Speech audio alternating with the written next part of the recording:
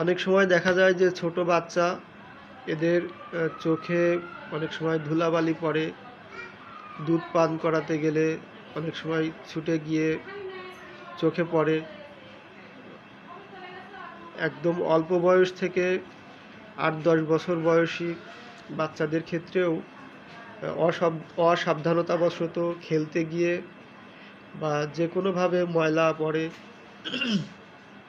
বা অ্যালার্জিজনিত কারণে চোখে চুলকায়, চোখ দিয়ে পানি পড়ে, চোখ জ্বালা করে, চোখ লাল হয়ে যায়, বেশি সময় তাকিয়ে থাকতে পারে না, পড়তে গেলে চোখ দিয়ে পানি আসে, আলোর দিকে তাকিয়ে থাকতে গেলে চোখে পানি চলে আসে, সূর্যের আলোয় তাকাতে গেলেও তাকিয়ে থাকতে কষ্ট হয়, অনেক ক্ষেত্রে একটু ঝাপসা দেখে।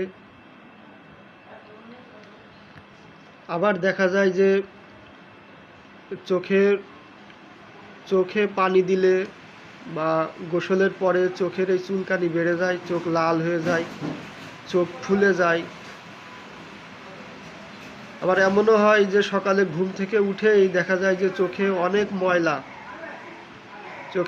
ময়লা আসে, চোখের পাতা এঁটে থাকে। তো এইসব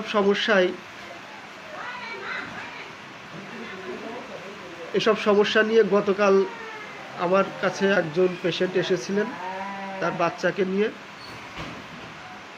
তো উনি নিজেই বলছেন যে উনি যখন ওনার বাচ্চাকে নিয়ে হাসপাতালে গেছেন, ডাক্তার বলেছে যে এই মুহূর্তে এটার কোনো সমাধান আমরা ওইভাবে দিতে পারছি না, এমনি সাধারণ ড্রপ দিয়েছে, কিন্তু তাতে তেমন কোনো উপকার হয়নি। ডাক্তার বলেছে যে একটু বড় হয়ে গেলে, অর্থাৎ 17-18 বছর বয়স হয়ে গেলে তার চোখের এই সমস্যা এমনি ভালো হয়ে যাবে। এছাড়াও এর পূর্বে আমি আরও অন্যান্য রোগী পেয়েছি, তাদেরকেও ডাক্তার একই কথা বলে যে চোখের এইসব সমস্যা একটু বড় হয়ে গেলে, একটু বয়স হলে এমনি ভালো হয়ে যাবে। কিন্তু আমি গতকাল যে রোগীটা হাতে পেয়েছি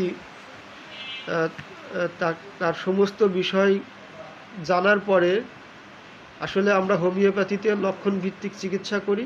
রোগী কী সমস্যার মুখোমুখি হচ্ছে সেই সমস্যাগুলো আমরা জেনে তারপরে ওষুধ দেওয়ার চেষ্টা করি।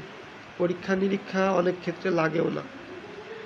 তো আমি সেই রোগীর সম্পর্কে জেনে দেখলাম এবং বুঝতে পারলাম যে তার চোখে অলরেডি কিছু ইনফেকশন এসে গেছে।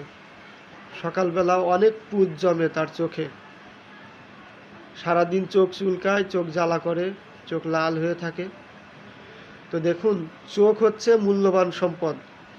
আমাদের এই শরীরের সবচেয়ে মূল্যবান যে কয়টা অঙ্গ আছে তার মধ্যে চোখ হচ্ছে সর্বপ্রধান।